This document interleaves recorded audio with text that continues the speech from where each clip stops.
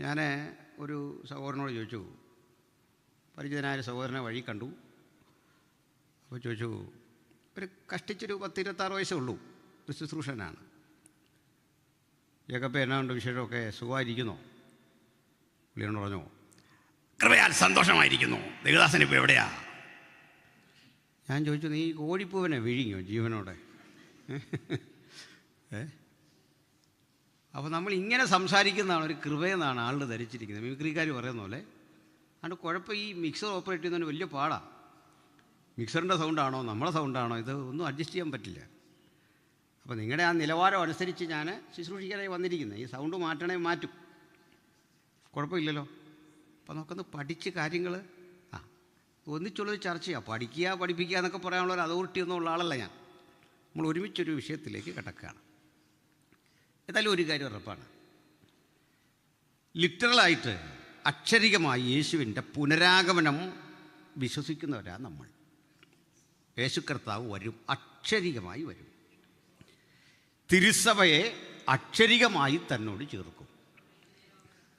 ഒരു നിത്യത മനുഷ്യരാശിക്ക് അവിടുന്ന് കരുതി വച്ചിട്ടുണ്ട്. ഇത് നമ്മൾ വിശ്വസിക്കുന്നവരാ അല്ലേ? സ്തോത്രം. അപ്പം അതിലധിഷ്ഠിതമായ ചില കാര്യങ്ങളാണ് ഈ പറയുന്നത്. വിശുദ്ധ മത്തായിയുടെ സുവിശേഷം 24-ാം അധ്യായം, മാർക്കോസിൻ്റെ സുവിശേഷം 13-ാം അധ്യായം, ലൂക്കോസിൻ്റെ സുവിശേഷം 21-ാം അധ്യായം, ഈ 3 സുവിശേഷ ഭാഗങ്ങൾ യേശുവിൻ്റെ പുനരാഗമന ചിന്തകളുടെ സംക്ഷിപ്തമാണ്. ഞാൻ ആവർത്തിക്കുന്നു, Matthew chapter 24, Mark chapter 13 and Luke chapter 21. പുതിയ നിയമത്തിൽ പിന്നെയും എടുത്താൽ എബ്രായ ലേഖനത്തിലെ ചില വാക്യങ്ങൾ, യൂദയുടെ ലേഖനത്തിലെ ചില വാക്യങ്ങൾ,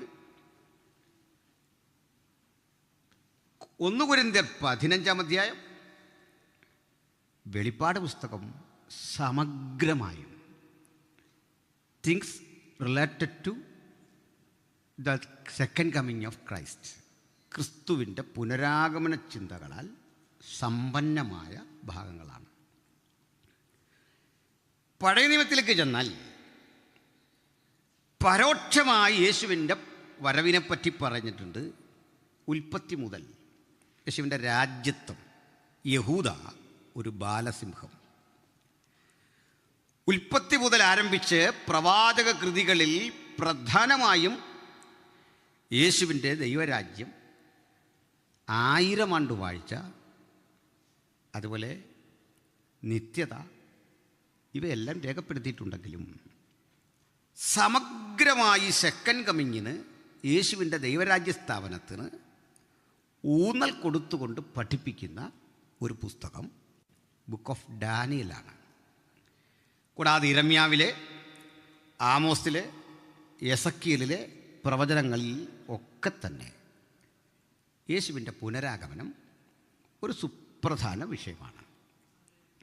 അങ്ങനെ എടുത്താൽ ഏതാണ്ട് 33% വിശുദ്ധ ബൈബിളിലെ 33% റെഫറൻസുകൾ പ്രത്യക്ഷമായോ പരോക്ഷമായോ യേശുവിൻ്റെ പുനരാഗമനം, ന്യായവിധി, 1000 ആണ്ട് വാഴ്ച, നിത്യത ഇത്യാദി കാര്യങ്ങളെപ്പറ്റി പഠിപ്പിക്കുന്നു. അതാണ് അതിൻ്റെ പ്രസക്തിയും. അപ്പോൾ നമുക്കിനി ഒരു വചനം വായിച്ചുകൊണ്ട് നേരെ ഇതിൻ്റെ വിശദീകരണത്തിലേക്ക് കിടക്കാം. വെളിപ്പാട് പുസ്തകം 18-ാം അധ്യായം 21 മുതലുള്ള വേദഭാഗങ്ങൾ ഒന്ന് വായിച്ചുള്ളൂ. Book of revelation chapter 18 verse 21 onwards.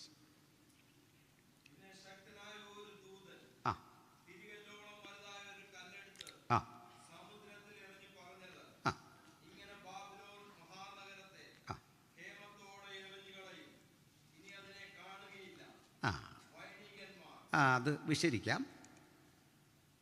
പിന്നെ ശക്തനായൊരു ദൂതൻ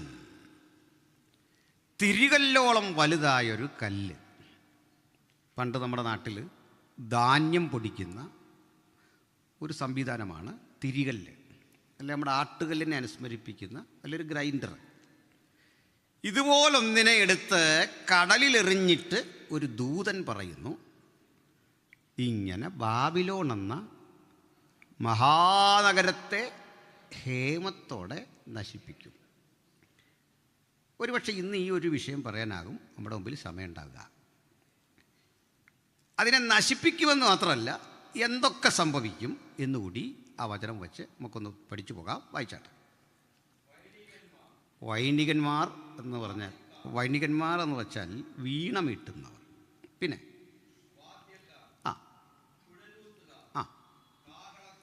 ഇത്രയും ചേർത്ത് പറയാം. ഈ മഹാനഗരത്തിൽ നിന്ന് സംഗീതവും കലയും മനുഷ്യൻ്റെ ഭൗതിക സന്തോഷത്തിന് ഉതകുന്ന പ്രചോദന നിബദ്ധങ്ങളായ എല്ലാ ഇടപാടുകളും നഷ്ടമാകും. വൈണികന്മാർ, വാദ്യക്കാർ, കുഴലൂത്തുകാർ, കാകളക്കാർ എന്നിവരുടെ സ്വരം ഇനി നിന്നിൽ കേൾക്കില്ല. പിന്നെ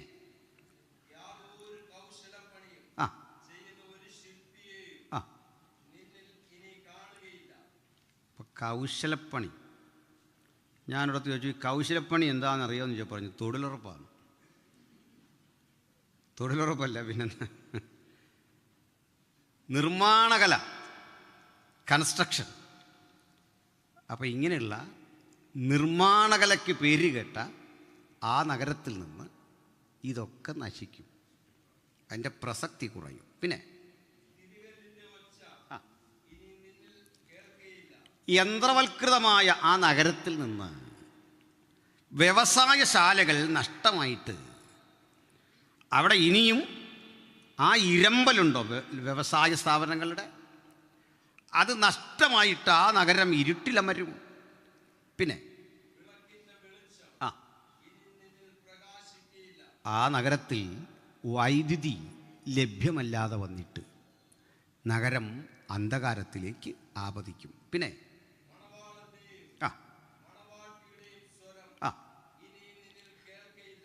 ഈ നഗരത്തിൻ്റെ ഒരു പ്രധാനപ്പെട്ട സോഴ്സ് ഓഫ് ഇൻകം ടൂറിസമായിരുന്നു. ഈ നഗരത്തിൻ്റെ പ്രാധാന്യം പരിഗണിച്ചുകൊണ്ട് ആളുകൾ ഈ സ്ഥലം കാണാൻ ചെല്ലുമായിരുന്നു. പക്ഷെ ഇന്ന് ആ നഗരത്തിന് നേരിടുന്ന ഭവിഷ്യത്ത് നിമിത്തം മണവാളനും മണവാട്ടിയും ആ വഴി ചെല്ലില്ല. ഹണിമൂൺ ട്രിപ്പുകൾ ഒക്കെ നശിച്ചിട്ട് ആ നഗരത്തിൻ്റെ അന്തർദേശീയ പ്രസക്തി നഷ്ടപ്പെടും. പിന്നെ അല്ലയോ ബാബിലോണേ, ഈ മഹാനഗരത്തിൽ ചിലവിട്ട് മുതലിറക്കി സ്ഥാപനങ്ങൾ കെട്ടിപ്പൊക്കിയത് ഭൂമിയിലെ മഹത്തുക്കളായിരുന്നു. അവർക്ക് മാത്രം വ്യാപാരം ചെയ്യാൻ കഴിയുന്ന വിധത്തിൽ MNCകൾ, ഇതൊക്കെ നമ്മൾ പറയല്ലോ, മൾട്ടിനാഷണൽ കോർപ്പറേറ്റ്സുകൾക്ക് മാത്രം മുതൽ ചിലവഴിച്ച് നിർമ്മിച്ചെടുക്കാൻ കഴിയും വിധം ചേതോഹരമായ ആ നഗരം ഇനി ശ്രദ്ധയിൽപ്പെടാതെ പോകും. പിന്നെ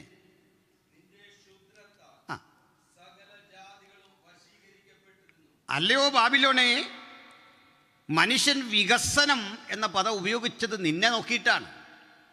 ഇൻഫ്രാസ്ട്രക്ചർ, ആ പദം നിന്നെ നോക്കിയാണ് ജനം ഉപയോഗിച്ചത്. ജനം സന്തോഷം, ആനന്ദം, നിർവൃതി ഇത്യാദി പദങ്ങളല്ല, നിന്നിലൂടെയാണ് അർത്ഥം കണ്ടെത്തിയത്. നിന്റെ ക്ഷുദ്രത്താൽ നീ ലോകത്തെ മുഴുവൻ വശീകരിച്ചിരുന്നു. മനുഷ്യനെ ആകർഷിക്കപ്പെടുന്ന 100 ഘടകങ്ങൾ അവിടെ ഉണ്ടായിരുന്നു. പക്ഷേ 1 മണിക്കൂർ കൊണ്ട് ഈ മഹാനഗരം നശിച്ചിട്ട് ഇത് അപ്രസക്തമായി തീരും. കാരണം പറയാ, വായിച്ചോളൂ.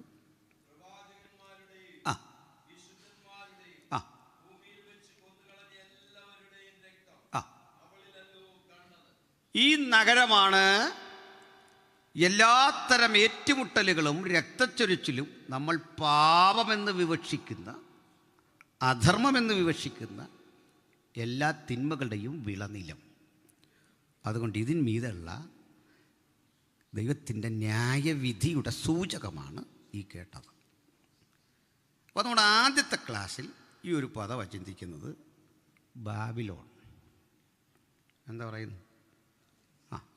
നിങ്ങൾ ശ്രദ്ധിക്കുന്നതിനനുസരിച്ച് എൻ്റെ വിശദീകരണം പറയാൻ പറ്റൂ. കാരണം ചിലർക്ക് ഇത് നന്നായിട്ടറിയാം, ചിലരെ സംബന്ധിച്ചിടത്തോളം ഇത് ആദ്യം കേൾക്കുന്നവരുണ്ട്. അപ്പോൾ അങ്ങനെ തന്നെയോ എന്നൊക്കെ ഒരു ആശങ്ക വരും. അപ്പോൾ ഈ ഒരു കാര്യം പറയാനുള്ള കാരണം, നമ്മുടെ കർത്താവ് വരുന്നെങ്കിൽ ശാന്തമായിട്ട് വന്നാൽ മതിയല്ലോ. എന്തിനാ ഈ നഗരമെല്ലാം കൂടെ നശിപ്പിച്ചിട്ട് കർത്താവ് വരണം? മാത്രമല്ല, ഈ നഗരത്തോടുള്ള കർത്താവിൻ്റെ ഇത്രയും വെറുപ്പിന് കാരണം എന്താ? ബൈബിളിൽ ഇതര ഭാഗങ്ങളിലൊക്കെ നോക്കിയാലേ അറപ്പും വെറുപ്പും വരുന്നൊരു പദപ്രയോഗം കൊണ്ട് ബാബിലോണിനെ വിശേഷിപ്പിക്കുക. മർമ്മം, മഹതിയാം ബാബിലോൺ. വേറൊരിടത്ത് പറയാണ് അശുദ്ധാത്മാക്കളുടെയും അശുദ്ധാത്മാക്കളുടെ തടവറ.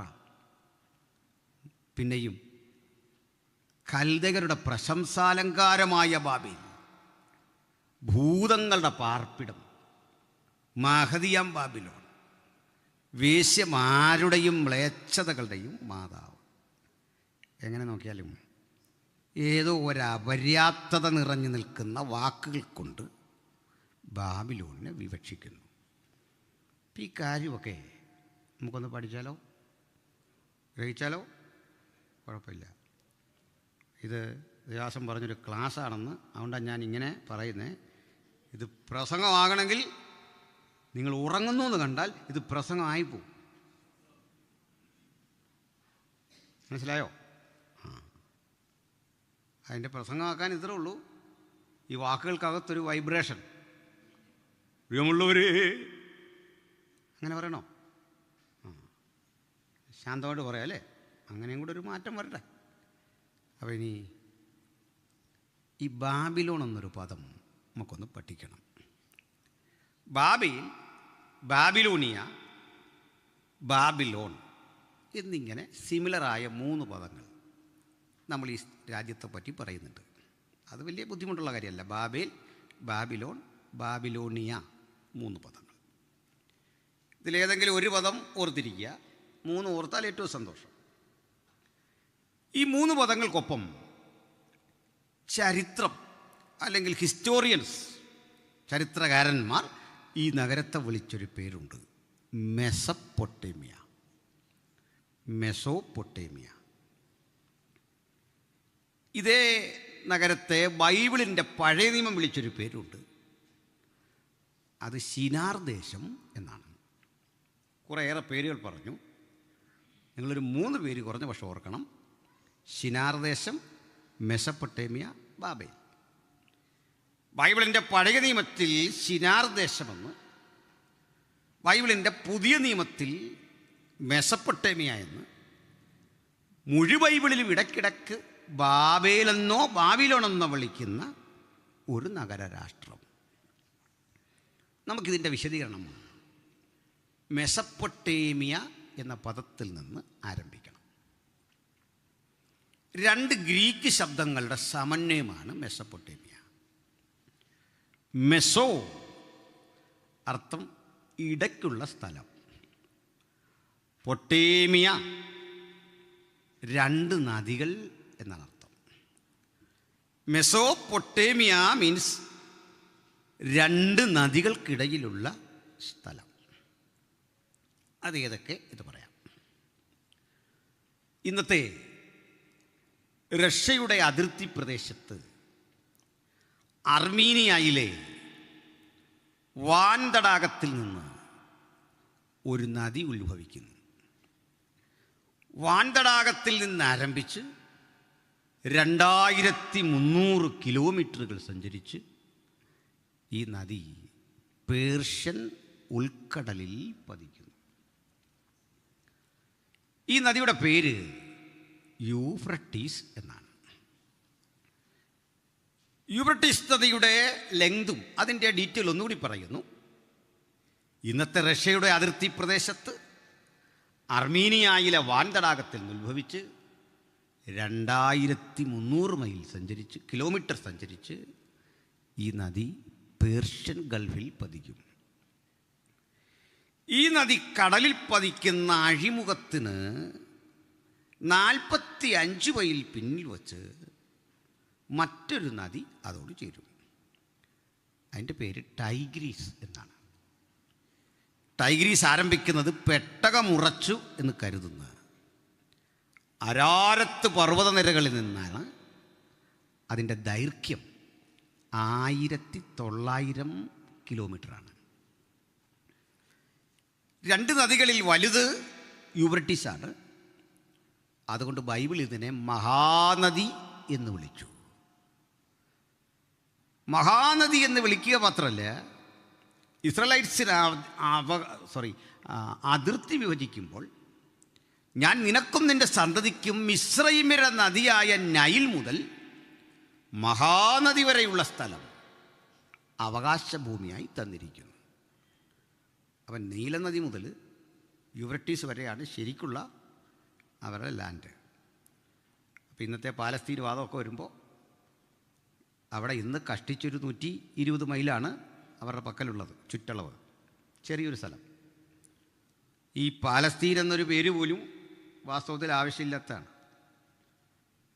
പാലസ്തീൻ എന്നൊരു പേര് ആവശ്യമില്ലാത്തതെന്ന് പറയാൻ കാരണം, റോമക്കാർ ഇസ്രായേലൈറ്റ്സിനെ പരിഹസിക്കാൻ ബ്രിട്ടനിൽ നമ്മൾ ഇന്ത്യ എങ്ങനെ കഴിഞ്ഞോ അതുപോലെ ഇസ്രായേലൈറ്റ്സ് ബ്രിട്ടൻ്റെ സാമ്രാജ്യത്വത്തിന് കീഴിക്കഴിയുമ്പോൾ അവരുടെ ശത്രുക്കളായ ഫിലിസ്ത്യൻസിൻ്റെ പേരിട്ട് ഈ നാടിനെ വിളിച്ചതാണ് ദ ലാൻഡ് ഓഫ് ഫിലിസ്ത്യൻസ് എന്ന അർത്ഥത്തിൽ പാലസ്തീൻ. ആ പേര് വരേണ്ട കാര്യമൊന്നും ഇല്ല, ഓർത്തപ്പോൾ പറഞ്ഞ. അപ്പോൾ ഇതിൻ്റെ അതിർത്തി മനസ്സിലായല്ലോ. അപ്പോൾ ഈ 2 നദികളെക്കുറിച്ച് ഞാൻ പറഞ്ഞു. ഈ നദികൾക്കിടയിലുള്ള സ്ഥലമാണ് മെസൊപ്പൊട്ടേമിയ. ഈ നദികൾക്കിടയിലുള്ള ഈ സ്ഥലം, അതിൻ്റെ പഠനം കൂടാതെ ഒരാൾക്ക് സത്യത്തിൽ ബൈബിൾ ഹിസ്റ്ററി പഠിക്കാൻ പറ്റില്ല. ബൈബിൾ ഹിസ്റ്ററി അല്ല, ഒരു ഹിസ്റ്ററിയും പഠിക്കാൻ പറ്റില്ല. കാരണം ഇവിടെയാണ് മനുഷ്യചരിത്രത്തിൻ്റെ സംസ്കാരങ്ങളുടെ ആരംഭം എന്ന് പരിഗണിച്ചു വരുന്നു. അതുകൊണ്ട് ചരിത്രത്തിൻ്റെ പിതാവെന്ന് വിളിക്കുന്ന ഹെറോഡോട്ടസ് ഈ സ്ഥലത്തെക്കുറിച്ച് പറഞ്ഞു, വിശ്വസംസ്കാരത്തിൻ്റെ കളിത്തൊട്ടിൽ മെസൊപ്പൊട്ടേമിയാണ്. കാരണം വേറെയുണ്ട്. മനുഷ്യൻ ആലേഖന വിദ്യ കണ്ടുപിടിച്ചത്, എഴുത്ത് കണ്ടുപിടിച്ചത് മെസൊപ്പൊട്ടേമിയയിലായിരുന്നു. ലോകത്തിലെ ആദ്യത്തെ എഴുത്ത് വിദ്യ, അതിൻ്റെ പേര് തന്നെ ക്യൂണിഫോം ലിപികളെന്നാണ്. ഈ ക്യൂണിഫോം ലിപികൾ രൂപപ്പെട്ടു വരുന്നത് സുമേറിയന്മാരെന്നറിയപ്പെടുന്ന ഒരു ജനതയ്ക്കിടയിൽ നിന്നാണ്. അത് മെസൊപ്പൊട്ടേമിയയിലായിരുന്നു. എഴുത്തുവിദ്യ മാത്രമല്ല, എഴുത്തു ഫലകങ്ങൾ, കളിമണ്ണുകൾ കുഴച്ചു പരുവപ്പെടുത്തി അതിൽ വിജ്ഞാന ശകലങ്ങൾ എഴുതി ചൂളയിൽ ചുട്ടെടുത്ത് ബ്രിക്സുകളാക്കി അല്ലെങ്കിൽ ഓടുകളാക്കി ഫലകങ്ങളാക്കി സൂക്ഷിക്കുന്ന പതിവ് അവർക്കുണ്ടായിരുന്നു. അറിവിൻ്റെ ഒരു കേന്ദ്രം, അന്വേഷണങ്ങളുടെ കേന്ദ്രം. മനുഷ്യൻ ഇഷ്ടികയും പശമണ്ണും ചേർത്ത് മിക്സ് ഉണ്ടാക്കി ആ മിശ്രിതം കൊണ്ട് രമ്യകർമ്മങ്ങൾ പടുത്തുയർത്തിയ സ്ഥലം ഇതായിരുന്നു. സിസ്റ്റമാറ്റിക്കായി പണി കഴിപ്പിച്ച റോഡുകൾ, മൃഗങ്ങൾ കെട്ടിവലിക്കുന്ന വണ്ടികൾ, ഇതൊക്കെ കൊണ്ട് ലോക ചരിത്രത്തിൽ തന്നെ ഏറ്റവും പൗരാണികമായ നാഗരികത, ancient culture or civilisation Mesopotamia ആയിരുന്നു. അപ്പോൾ നമുക്കിനി ഒത്തിരി അതേപ്പറ്റി പറഞ്ഞ് നിങ്ങൾ മുഷിയണ്ട. പല ആളുകളും ഒരത്ഭുത വിടുതൽ പ്രതീക്ഷിച്ചാണ് വന്നത്, അല്ലേ? എന്തോ വലിയൊരു മിറക്കിളൊക്കെ പ്രതീക്ഷിച്ചാണ് വന്നത്. പക്ഷേ ഇത് ക്ലാസ്സായിപ്പോയി, അതുകൊണ്ടാണ്. ശ്രദ്ധിച്ചിരിക്കണം. അതിനകത്തൊരു മിറക്കിൾ ഉണ്ടാകുന്നതിന് നമുക്ക് വിരോധമൊന്നുമില്ല, ഉണ്ടാകട്ടെ, അല്ലേ? അപ്പോൾ ഈ സ്ഥലത്തെപ്പറ്റി ഒരല്പം കാര്യം കൂടി ബൈബിളിൽ നിന്നൊന്ന് പറയാം. എന്താണെന്നറിയണ്ടേ? ഭൂമിയിൽ ആദ്യത്തെ ഒരു മാനുഷിക അഡ്മിനിസ്ട്രേഷൻ, ഒരു മനുഷ്യഭരണം ആരംഭിച്ച സ്ഥലം ഇതായിരുന്നു എന്ന് ബൈബിൾ തെളിവ് നൽകുന്നു. നമുക്കൊരു വചനം വായിക്കണം. ഉൽപ്പത്തി പുസ്തകം 10-ാം അധ്യായത്തിൻ്റെ 9 മുതലുള്ള വചനങ്ങൾ വായിക്കാം. ഉൽപ്പത്തി 10:9. കൂശ് നിമ്രോദിനെ ജനിപ്പിച്ചു. എൻ്റെ ബാക്കി വായിച്ചു. ആ കൂശ് നിമ്രോദിനെ ജനിപ്പിച്ചു. അവൻ യഹോവയുടെ മുമ്പാകെ നായാട്ട് വീരനായിരുന്നു. പിന്നെ ആ ആ ആ ആ സ്ഥലം മനസ്സിലാക്കിക്കൂ. ഒരു ചങ്ങാതിയെ പരിചയപ്പെടുത്തുക, പേര് നിമ്രോദ്. ആ നിമ്രോദ് എന്ന മനുഷ്യൻ ആദ്യത്തെ നായാട്ടുവീരനായിരുന്നെന്നും അതുകൊണ്ട് അയാളെ യഹോവയുടെ മുമ്പാകെ നിമ്രോദിനെ പോലെ നായാട്ടുവീരനെന്ന് വിളിച്ചെന്നും അയാളുടെ ദേശ കാലപരിധി കൂടി പറയുക. ശിനാർ ദേശത്ത് ബാബേൽ ആ ആ ആ ആ മതി.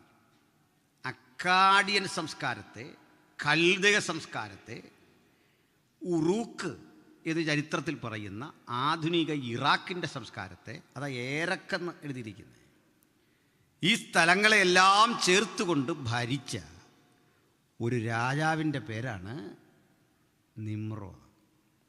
ഓക്കെ, ഇനി ഒന്നുകൂടി, ഈ നിമ്രോദിനെ പറ്റി അധിക വിശദീകരണം ബൈബിളിലില്ല, പക്ഷേ ബാബിലോന്യ പുരാണത്തിലുണ്ട്. അത് ഞാൻ അനിവാര്യമാണ് പിന്നെ പറയാം. എന്നിട്ട് വിരസമായ ആ ചരിത്രം വിട്ട് നമുക്ക് നേരെ ഇങ്ങോട്ട് വരാം. പക്ഷെ ഒരു കാര്യം മനസ്സിലാക്കണം, നാളമുള്ള കാര്യങ്ങളുടെ അടിസ്ഥാനമാണ് നമ്മളിന്ന് പഠിക്കുന്നത്, ഗ്രഹിക്കുന്നത്. അപ്പോൾ ഈ നിമ്രോദ് ചെയ്ത ഒരു പ്രവൃത്തി 11-ാം അധ്യായത്തിൽ രേഖപ്പെടുത്തിയിരിക്കുന്നു.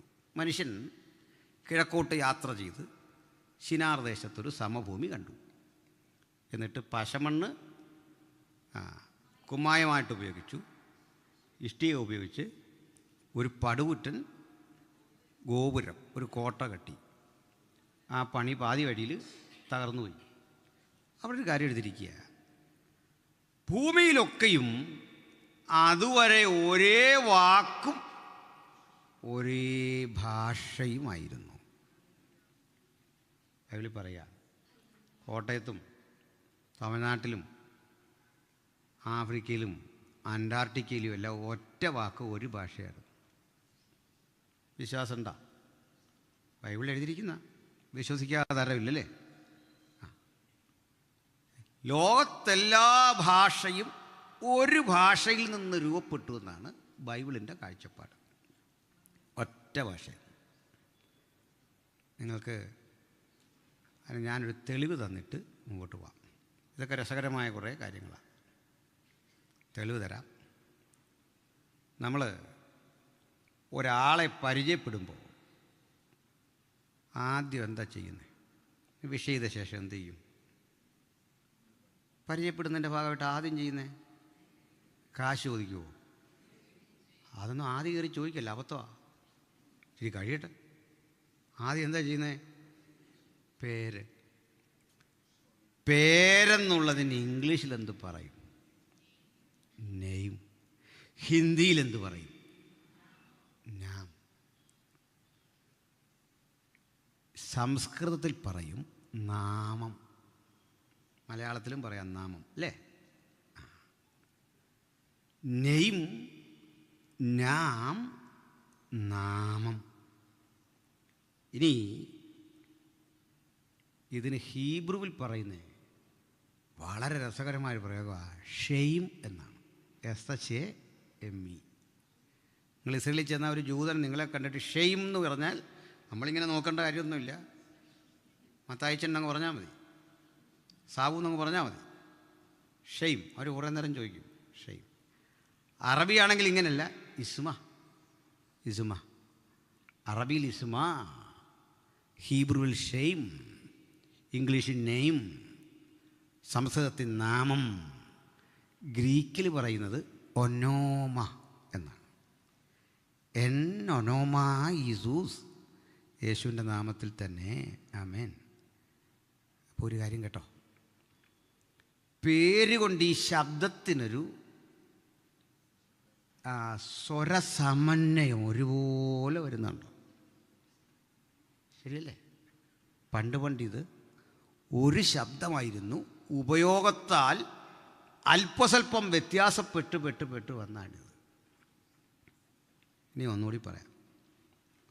നമ്മൾ ഒന്ന് എന്നുള്ളത് ഇനി ഇംഗ്ലീഷിൽ എന്താ പറയുക? വൺ. അതെങ്ങനെ എഴുതുന്നത്?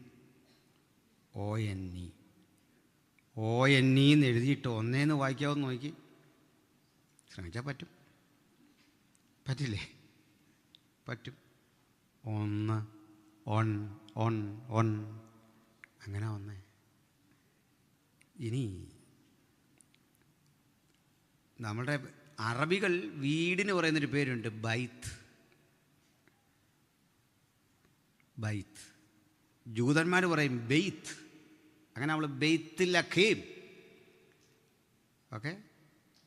ഈ ബെയ്ത്തിൻ്റെ ബി ഒരു കൊച്ചുകുട്ടി ഉച്ചരിച്ചാൽ നമ്മൾ പറയുന്ന പോലെ ബാന്ന് കിട്ടണമെന്നില്ല, വാന്നായിപ്പോവും. അതിൻ്റെ ബെയ് എന്നുള്ളതാവ് ഉച്ചരിച്ച് ചിലപ്പോൾ ഈ എയ് എന്നുള്ള ശബ്ദം ഈ എന്നായിപ്പോവും. താ എന്നുള്ള ശബ്ദം ഡാ എന്നായിപ്പോവും. അങ്ങനെ വന്നാൽ വീടെന്ന് വായിക്കാം, ബെയ്ത്തെന്നുള്ളത്. ശരിയാണോ? ഇങ്ങനെ ഒന്നും രണ്ടുമല്ല, ഞാൻ 154 പദങ്ങളുടെ ഒരു പഠനം നടത്തിയത് തൃശ്ശൂരിലെ കേരള സാഹിത്യ അക്കാദമിയിൽ അവതരിപ്പിച്ചിട്ടുണ്ട്. പരസ്പരമായൊരു കാര്യങ്ങളുണ്ട്. ഈ നമ്മൾ കൊടുത്ത പല പദങ്ങളും ജൂതന്മാരും കൊണ്ടുപോയിട്ടുണ്ട്. ഈ നമ്മുടെ നാട്ടിൽ നിന്ന് പോയൊരു പദമുണ്ട്. നമ്മുടെ ആളുകൾ പണ്ട് ഇവിടെ നിന്ന് കൊണ്ടുപോകുന്നൊക്കെ കുരുമുളക് നമ്മൾ വാങ്ങുന്നത് പൊന്നുമായിരുന്നു അല്ലേ? അപ്പം ഈ കച്ചവടം നടത്താൻ ഭാഷയൊന്നും വേണ്ട. വേണോ? എനിക്കത് മനസ്സിലായൊരു കാര്യം, ഞങ്ങളുടെ അവിടെ ഒരു അമേരിക്കക്കാരിയായ ഒരു സഹോദരി, ഒരു മദാമ വന്നു. അപ്പോൾ ഇവരുടെ അടുത്ത് വരുമ്പം ഞങ്ങളുടെ അമ്മയ്ക്ക് മലയാളം തന്നെ കഷ്ടിച്ചേ അറിയത്തുള്ളൂ. പക്ഷെ അമ്മ ഇവരും കൂടെ കൂടിക്കണ്ടാൽ നേരെ അനവധി സമയം സംസാരിക്കുക. നമ്മളാലും അടുത്ത് ചെന്ന് അങ്ങ് മാറും, സംഭാഷണം നടത്തും. അപ്പോൾ എൻ്റെ മക്കളൊക്കെ ഇതെന്നാണെന്നറിയാൻ ഇങ്ങനെ കൂടുക. കാരണം ഇവരെന്തായി പറയുന്നത് ആർക്കും ഒരു പിടിയില്ല. രണ്ടുപേർക്ക് എന്തൊക്കെയോ മനസ്സിലാവുന്നുണ്ട്. നമ്മളാലും ചെന്നാൽ അവിടെ നിർത്തും പോകും. പിന്നെ അർത്ഥം എന്താ? ഈ ഭാഷ ഇല്ലെങ്കിലും ആശയവിനിമയം ചെയ്യല്ലേ? അപ്പം നമ്മുടെ കാരണവന്മാർ പണ്ട് ഈ കുരുമുളക് അങ്ങോട്ട് കൊടുത്തിട്ട് സ്വർണം ഇങ്ങോട്ട് വാങ്ങി. എത്ര സ്വർണം കിട്ടിയാലും മുഖം തെളിയാതിരിക്കുന്ന നമ്മളെ നോക്കി ശലോമോൻ്റെ കാലത്ത് വന്ന ജൂതന്മാരും അറബികളുമൊക്കെ ഇത് മതിയോ എന്ന അർത്ഥത്തിൽ എന്തോ ഒരു ആക്ഷൻ കാണിച്ചു. അപ്പോൾ ആര് പറഞ്ഞു? ആമ. എങ്ങനെ? ആമ. തമിഴും മലയാളവും തെലുങ്കും എല്ലാം കൂടി ഇടകലർന്നൊരു ശബ്ദത്തിൽ യാ അമ. ഈ ആമ എന്ന പദം ഇവർക്ക് മനസ്സിലായി. യേസ് എന്ന് പറയാൻ നമ്മൾ ഉപയോഗിക്കുന്ന സാധനമാണ്. പോയി അവരവരുടെ നാട്ടിൽ ചെന്ന് അവരും പറയാൻ തുടങ്ങി ആമ. ആ ആമ ശബ്ദത്തിൻ്റെ കൂടെ അരമായിക്കിലെ എൻ സഫിക്സായിട്ട് വന്നതാണ് ആമേൻ. ആമേൻ ആമേൻ ഞാൻ നിങ്ങളോട് പറയുന്നു എന്ന് കർത്താവ് പറഞ്ഞാൽ നമ്മളെ നാട്ടിൽ നിന്ന് പോയ സാധനം. നമ്മൾ അങ്ങോട്ട് ഭാഷ കൊടുത്തു, ഇങ്ങോട്ടെടുത്തു. എന്തിനാ ഇത്തരം പറഞ്ഞെന്ന് അറിയണ്ടേ? ബൈബിൾ പറയാ, അവൻ ഭൂതലത്തിലെങ്ങും കുടിയിരിക്കാൻ ഒരുത്തനിൽ നിന്ന് മനുഷ്യജാതിയൊക്കെ ഉളവാക്കി. അവരുടെ നിവാസത്തിന് അതിരുകളും കാലങ്ങളും നിശ്ചയിച്ചു. അപ്പം നമ്മളെല്ലാം മുഴുവൻ മനുഷ്യരാശിയും ഒരു ഭാഷയിൽ നിന്നാണ് സകല ഭാഷകളുടെയും പിറവിയെന്നും മനുഷ്യർക്കെല്ലാം പൊതു പൂർവികനുണ്ടെന്നും അർത്ഥശങ്കയ്ക്കിടയില്ലാതെ ഉലകത്തെ പഠിപ്പിച്ച കൃതിയാണ് വിശുദ്ധ ബൈബിൾ. എൻ്റെ മഹനീയത അതാണ്. സ്തോത്രം. ക്ഷമിക്കണം. നമ്മുടെ അവതാരകഥകളുടെ എല്ലാം ഒരു പ്രശ്നം, ഇത്രയും അധർമ്മം പെരുകിയിട്ടും ഒറ്റ അവതാരത്തിന് ഇന്ത്യയുടെ ഭൂപടം വിട്ട് പുറത്തോട്ട് പോകാൻ തോന്നിയില്ല. അവിടെ അധർമ്മമൊക്കെ ഉണ്ടല്ലേ? നമ്മളാ വരയ്ക്കുന്ന സാധനമില്ലേ, അതിൻ്റെ പുറത്ത് മനുഷ്യരും ഉണ്ട്, അവിടെ പ്രശ്നങ്ങളും ഉണ്ട്, അടിയുണ്ട്. പക്ഷെ അവതാരം ഈ കിളിത്തിട്ട് കളിക്കുന്നവല്ല, അവിടെ നിന്ന് കറങ്ങുമായിരുന്നു, അതിനെ പുറത്തോട്ട് ചാടിയില്ല. പിടിയിട്ടോ? മത്സ്യവും കൂർമ്മവും വരാഹവും ഒക്കെ ഇവിടെ കിടന്ന് കറങ്ങി. ഇന്ത്യ കൊണ്ട് കറങ്ങി, കിളിത്തിട്ട് കളി പോലായിരുന്നു. ഇതിന് അപ്പുറത്തോട്ട് ചാടാതെ സൂക്ഷിച്ച് ഇവിടെ തന്നെ നിന്ന് മറ്റ് രാജ്യങ്ങളിലെ മനുഷ്യരെങ്ങനെ ഉണ്ടായെന്നോ, അവൻ്റെ പ്രശ്നം എന്താണെന്നോ, അവൻ ആരാണെന്നോ, അവൻ്റെ മാതാപിതാക്കൾ ആരാണെന്നോ ഒറ്റ അവതാരവും ശ്രദ്ധിച്ചില്ല. അപ്പോഴാണ് ബൈബിൾ പറയുന്നത് ഭൂതലത്തിലെങ്ങും കുടിയിരിക്കാൻ അവൻ ഒരുത്തനിൽ നിന്ന് മനുഷ്യജാതി ഉളവാക്കി. അതെത്ര വലിയൊരു ചിന്തയാണ്, കാലത്തെ അതിജീവിക്കുന്ന ചിന്തയാണ്. പാപത്തെക്കുറിച്ച്, വീണ്ടെടുപ്പിനെക്കുറിച്ച്, മനുഷ്യ സൃഷ്ടിയെക്കുറിച്ച് ബൈബിളിന് ഒറ്റ കാഴ്ചപ്പാടേ ഉള്ളൂ, ഒറ്റ കാഴ്ചപ്പാട്. ഹല്ലേലൂയ. അപ്പോൾ അടുത്തേക്ക് പോവാം. അപ്പോൾ ഇതിൻ്റെ പാതി വഴിയിൽ വെച്ച് ഈ കെട്ടിടം പണി പാളി. മനുഷ്യൻ പല ഭാഷ ചിന്നിച്ചേറി പല വഴിക്ക് പോയി. ഇതിന് കാരണക്കാരൻ ഈ നിമ്രോദായിരുന്നു. അങ്ങനെ നിമ്രോദ് ഭജനത്തിലെ, വിശുദ്ധ തിരുവെഴുത്തിലെ ഒരു എതിർ കഥാപാത്രമായി, ഒരു വില്ലനായി, ദൈവപ്രവൃത്തിയെ വെല്ലുവിളിക്കുന്നവനായി. കാരണം ദൈവം പറഞ്ഞു മനുഷ്യൻ സന്താനപുഷ്ടിയുള്ളവനായി പെറ്റുപെരുകി ഭൂമി മുഴുവൻ നിറയണം. നിമ്രോദ് പറഞ്ഞു നമ്മൾ ചിതറരുത്, ഇവിടെ തന്നെ പാർക്കാൻ നമുക്കൊരു കോട്ട, നമുക്കൊരു പേര്. ഇങ്ങനെ ദൈവ വഴി പോയ മനുഷ്യരെ സ്വന്തം തട്ടകത്തിൽ നായാടിപ്പിടിച്ചിട്ട ഒരു കരുത്തനെന്ന അർത്ഥത്തിൽ നിമ്രോദിനെ വിളിച്ചു. യഹോവയുടെ മുമ്പാകെ നിമ്രോദിനെ പോലെ നായാട്ടുവീരൻ. ഇപ്പോൾ ബൈബിളിലെ ആ ചരിത്രമൊക്കെ ഏതാണ്ട് തീർന്നു. ഇനി ബൈബിളിൽ പുറത്തുള്ള ഒരു കാര്യം കൂടി പറഞ്ഞ് വിരസമായ ആ ചരിത്രം ഞാൻ വിട്ടേക്കാം. എന്താ പറയുന്നു? അവിടെ നിലനിന്നൊരു പുരാണം ഉണ്ടായിരുന്നു. നമ്മുടെ രാമായണം, മഹാഭാരതം എന്നൊക്കെ പറഞ്ഞൊരു പുരാണം. ആ പുരാണത്തിൻ്റെ പേര് ഗിൽഗമേഷ് പുരാണം എന്നാണ്. ഒരു കിങ്ങിൻ്റെ പേരാണ് ഗിൽഗമേഷ്, എഴുതിയ ആളിൻ്റെ പേരാണ് ഗിൽഗമേഷ്. ഈ പുരാണത്തിൽ ഈ നിമ്രോദിനെ പറ്റിയുണ്ട്. നിമ്രോദ് ജനങ്ങളെ പഠിപ്പിച്ചു സൂര്യനാണ് ദൈവം. ഒരാൾ സൂര്യനെ വർഷിപ്പ് ചെയ്യുകയാണ് വേണ്ടത്. ചന്ദ്രൻ സൂര്യൻ്റെ പത്നിയാണ്, ഭൂമി മറ്റൊരു പത്നിയാണ്. താൻ ഈ സൂര്യൻ്റെ പ്രതീകമാണ്. തന്നെ പൂജിക്കുക, പ്രാർത്ഥിക്കുക, ആരാധിക്കുക എന്ന് വന്നാൽ അത് സൂര്യനെ പൂജിക്കുന്നതിന് തുല്യമാണ്. സൂര്യൻ അയാൾ ഒരു സ്ഥാനപ്പേരിട്ടു, ബാൽ. ബാൽ ദേവൻ എന്ന് ഇവർ വിളിക്കുന്നത് സൂര്യനെയാണ്. മെസപ്പൊട്ടേമിയയിലെ തന്നെ മറ്റു ഗോത്രങ്ങൾ ഈ ബാലിനെ വിളിച്ചു ഹുബാൽ. ഇനി വേറെ ചില സ്ഥലങ്ങളിൽ സുപ്രീം കോഡ് ഈ സൂര്യനല്ല, ചന്ദ്രനാണ്. ചന്ദ്രനായിരിക്കാൻ കാരണം എന്താണെന്ന് അറിയണ്ടേ? പകൽ അവർക്ക് മരുഭൂമിയിലെ ചൂട് ഭീതിജനകമാണ്. ആ കനത്ത ചൂടിൽ അവർക്ക് രാത്രിയാണ് പ്രതീക്ഷ. രാത്രി അവർക്ക് കുളിർമയുടെയും സുഖകരമായ നിദ്രയുടെയും ഒക്കെ സമയമാണ്. രാത്രി അവർക്ക് പ്രതീക്ഷയാകിയാൽ രാത്രിയിൽ ദർശിക്കുന്ന ചന്ദ്രൻ അവരുടെ കുളിർമയ്ക്ക് കൂടുതൽ കരുത്ത് പകരുന്നതുകൊണ്ട് ഈ ചന്ദ്രനെ ദൈവമായി കണ്ടു. അങ്ങനെയാണ് അള്ളാ എന്ന് വിളിക്കുന്ന ഇസ്ലാമിക ദൈവസങ്കല്പം വാസ്തവത്തിൽ മൂൺ ഗോഡാണ്. ഓക്കെ അത് നമ്മുടെ ഇപ്പോൾ അത്യാവശ്യമുള്ളതല്ല. അപ്പം ഇതാണ് അവിടുത്തെ ഒരു പൊതുവായിട്ടുള്ള കാര്യം. കാലക്രമേണ ഈ നിമ്രോദ് കൊല്ലപ്പെടുകയും, നിമ്രോദിൻ്റെ ഭാര്യയുടെ പേര് ഞാൻ പറഞ്ഞില്ല, സെമിറാമിസ്. ഈ സെമിറാമിസ് തൽസ്ഥാനത്ത് രാജ്യഭാരമേറ്റെടുക്കുകയും ക്രമേണ അവളുടെ ജീവിതത്തിൻ്റെ വഴിതെറ്റൽ നിമിത്തം ഒരു കുഞ്ഞിന് ജന്മം കൊടുത്തു എന്നുമാണ് കഥ പുരാണത്തിൽ. ആ കുഞ്ഞിൻ്റെ പേര് നിനസ് എന്നായിരുന്നു. ആളുകൾ തെറ്റിദ്ധരിച്ച് അവളെ അഭിസാരിക എന്ന് മുദ്ര കുറ്റാതിരിക്കാൻ അവളും അനുചരവൃന്ദങ്ങളും ഒരു കഥ മെനഞ്ഞുണ്ടാക്കിക്കൊണ്ട് ഈ കുട്ടി നിനസ് സാക്ഷാൽ സൂര്യദേവൻ്റെ അവതാരമാണെന്നും താൻ ഭർത്തൃമതിയാണിപ്പോഴെന്നും തൻ്റെ ഭർത്താവ് സാക്ഷാൽ നിമ്രോദാണെന്നും നിമ്രോദിന് മരിക്കാനാവില്ലെന്നുമൊക്കെയുള്ള കഥകൾ മെനഞ്ഞു.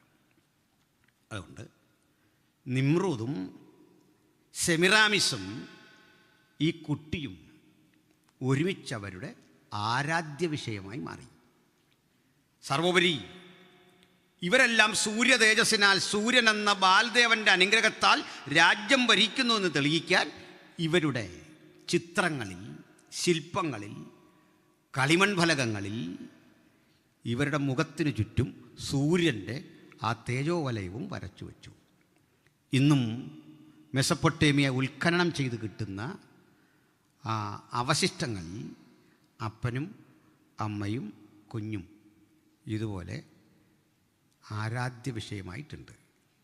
ഞാനത് നീട്ടി പറയുന്നില്ല.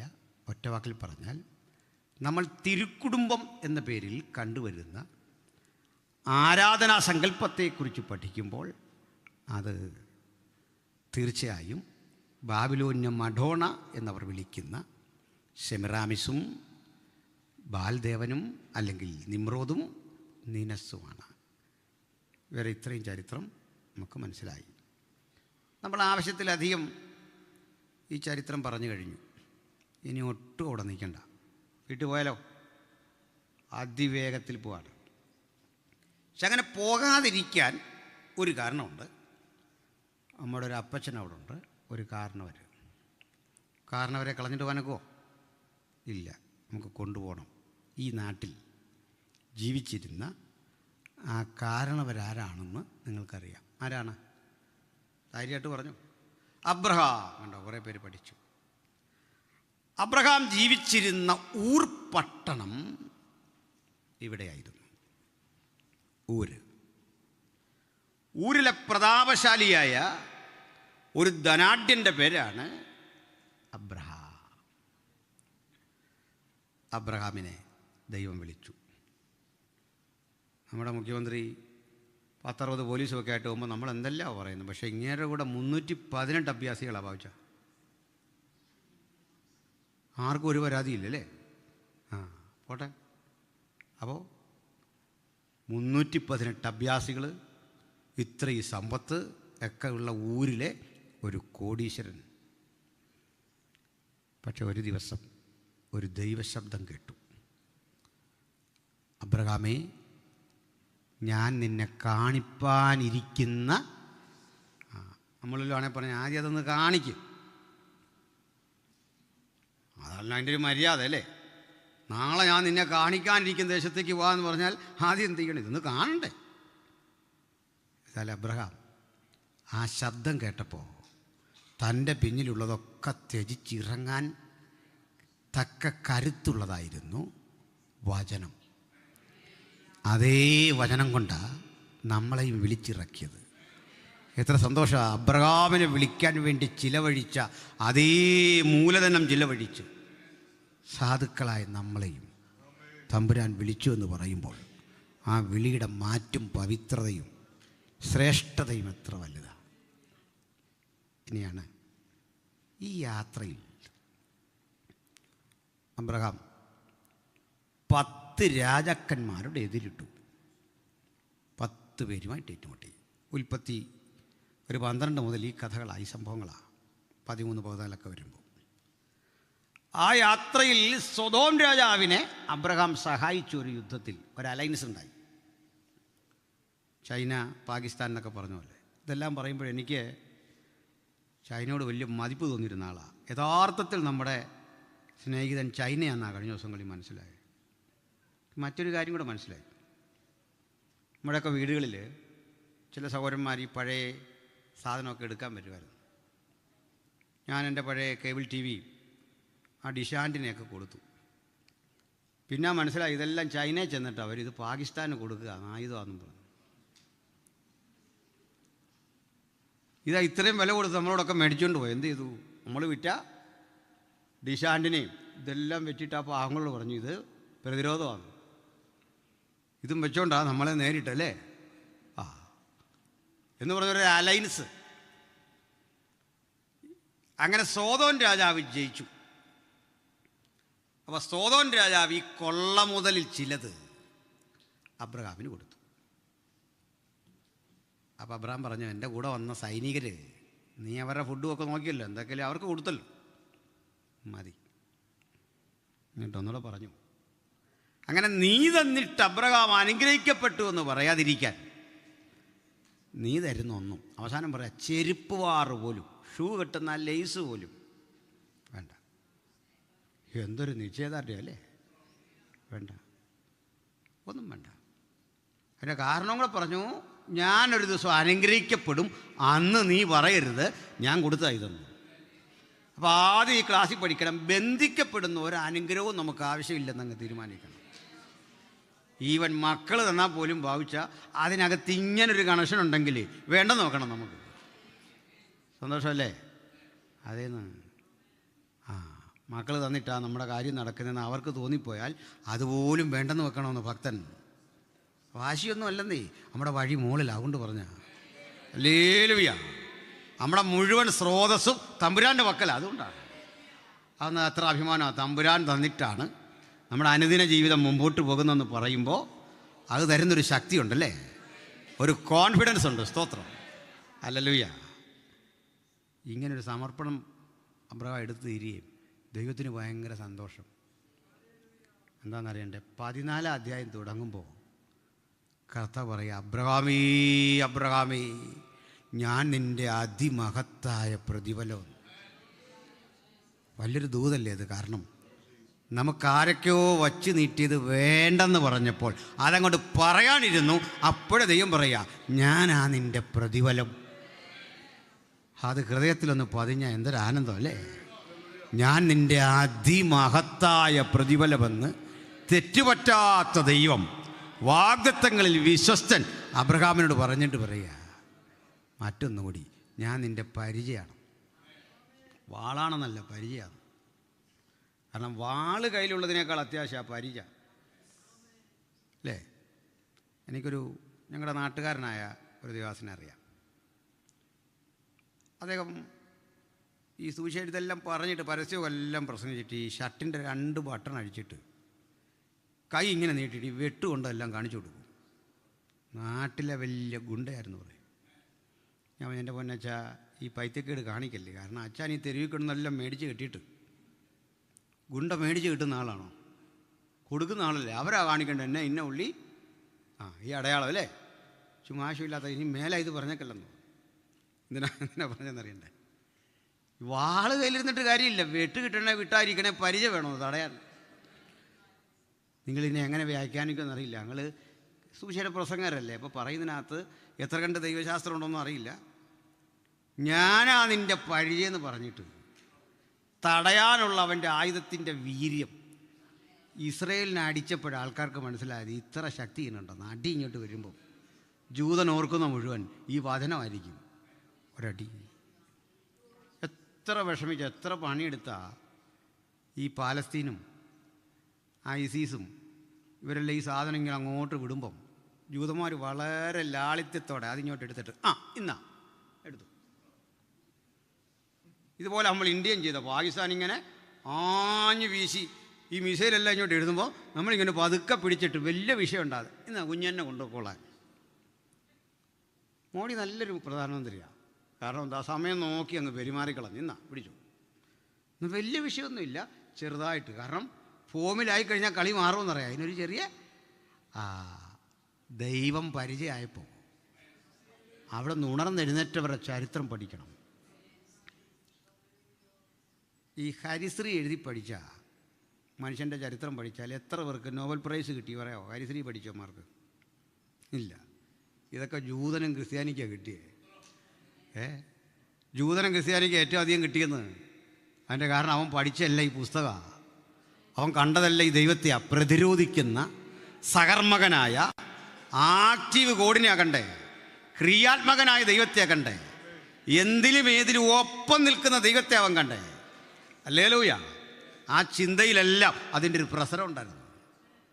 അതുകൊണ്ടാണ് ഒന്നുകൂടെ പറഞ്ഞു, നിന്നാൽ ഞാൻ ഭൂമിയിലെ സകല ജാതികളെയും അനുഗ്രഹിക്കും.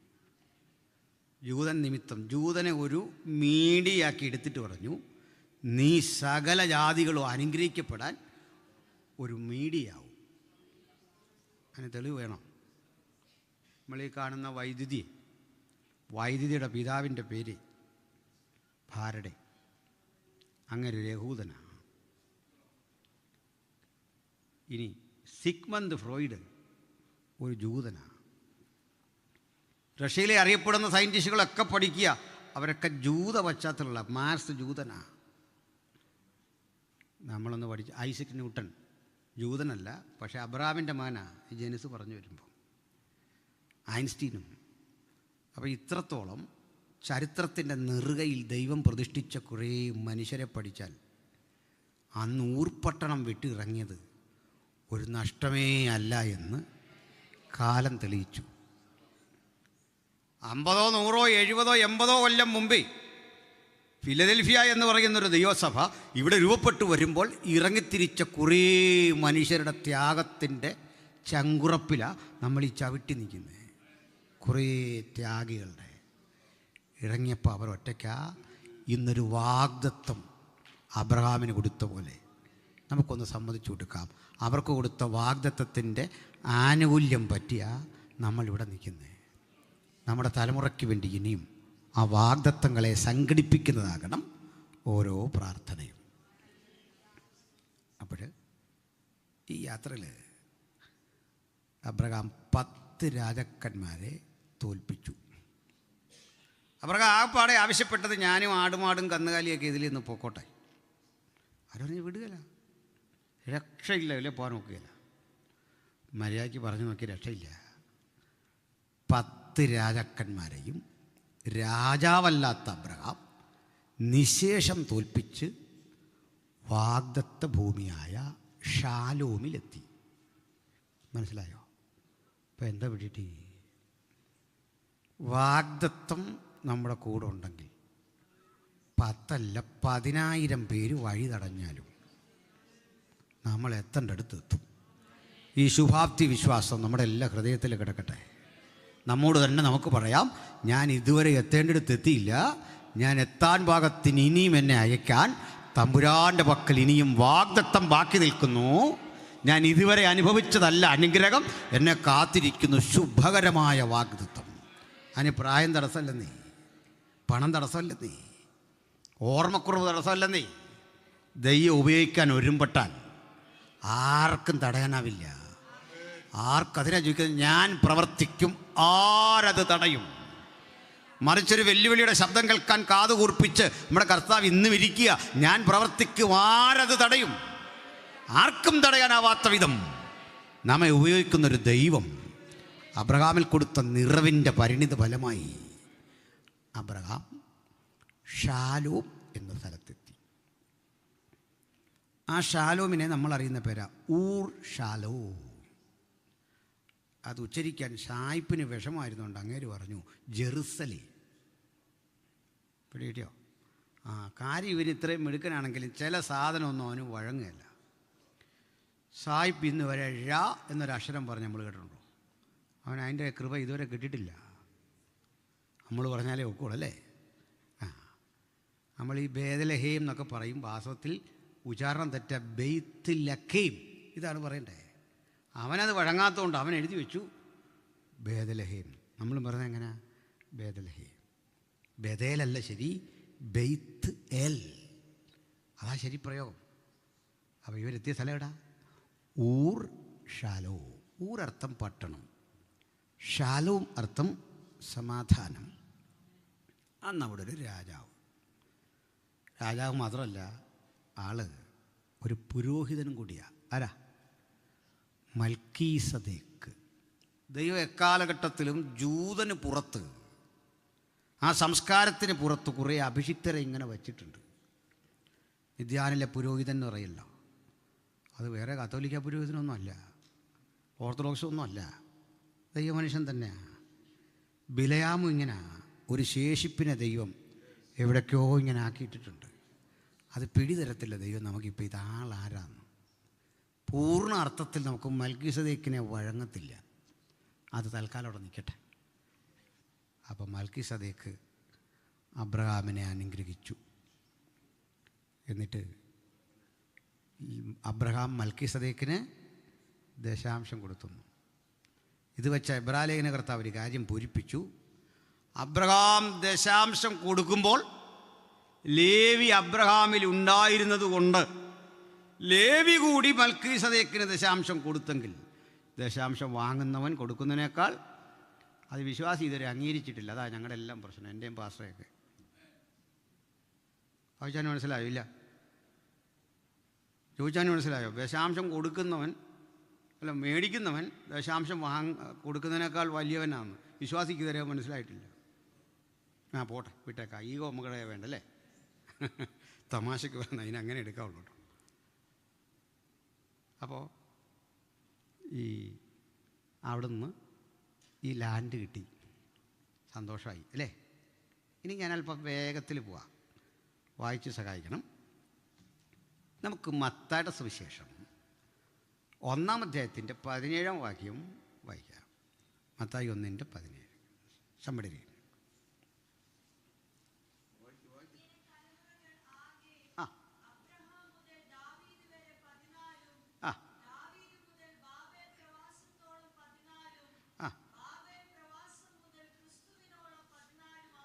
മത്തായിയുടെ സുവിശേഷം അല്ലേ.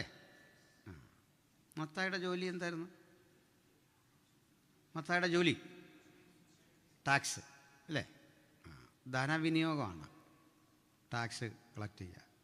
പഴയ കാലത്തെ ഒരു കൊമേഴ്സ് അല്ലേ. കൊമേഴ്സ് പഠിച്ചവർ ഉണ്ടല്ലോ അല്ലേ. നല്ല ബ്രില്യൻ്റായ ആളുകളാണ് കൊമേഴ്സ് പഠിക്കുന്നത്. CA ഒക്കെ പഠിച്ചു എന്ന് പറഞ്ഞാൽ വലിയ അഭിമാനം. വേറൊരു കാര്യം, ഈ ഒരു സബ്ജക്റ്റിന് മാത്രം പുതിയ അപ്ഡേഷൻ ഇല്ല. പഴയ കൊമേഴ്സാണ് ഇപ്പോഴും പഠിക്കുന്നത് അല്ലേ. അന്ന് കമ്പ്യൂട്ടറുമായിട്ടൊരു കണക്ഷനൊക്കെ വന്നു എന്നുള്ള ഒഴിച്ചാൽ പഴയ സംഗതി ഇപ്പോഴും പഠിക്കുന്നു, മാറ്റമില്ല. നല്ല ബുദ്ധിവയവും സമർപ്പണമുള്ളവരാ കൊമേഴ്സ് പഠിക്കുന്നത് കേട്ടോ. പക്ഷെ നിങ്ങളെപ്പറ്റി കുറ്റം പറയാതെ വയ്യ.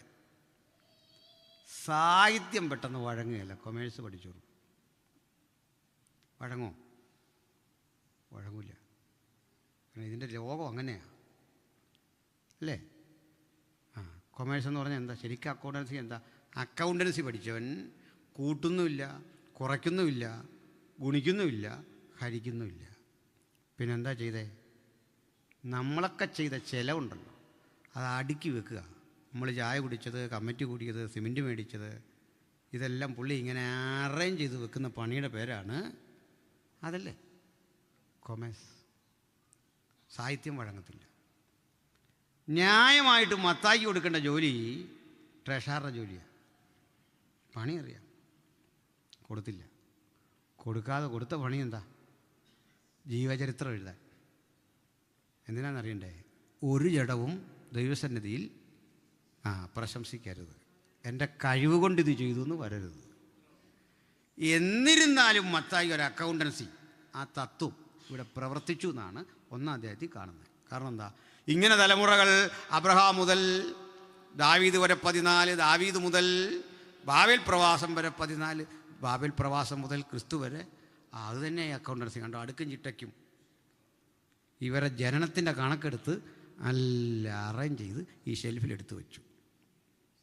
ശരിയല്ലേ? കണ്ടോ കൊമേഴ്സ് പഠിച്ചവൻ്റെ തല. കാര്യം പോയ പോക്ക് കണ്ടോ. ഈ കാര്യം പോയ പോക്ക് കണ്ടോയെന്ന് പറഞ്ഞപ്പോൾ ഞങ്ങൾക്ക് ചെറുപ്പത്തിൽ മലയാളം പഠിപ്പിക്കുന്ന ഒരു ടീച്ചറുണ്ടായിരുന്നു.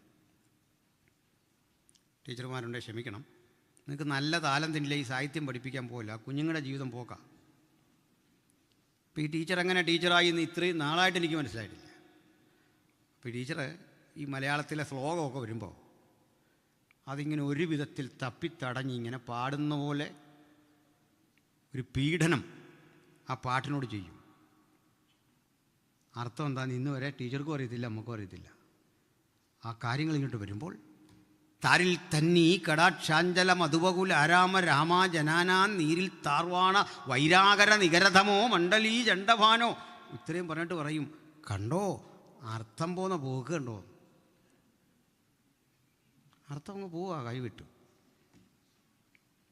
നമ്മളെ അക്കൗണ്ടൻസി പോയ പോക്കുണ്ടോ. തലമുറകളെ എടുത്ത് അടുക്കി അടുക്കി വച്ചു. പ്രശ്നം അതല്ലെന്നേ.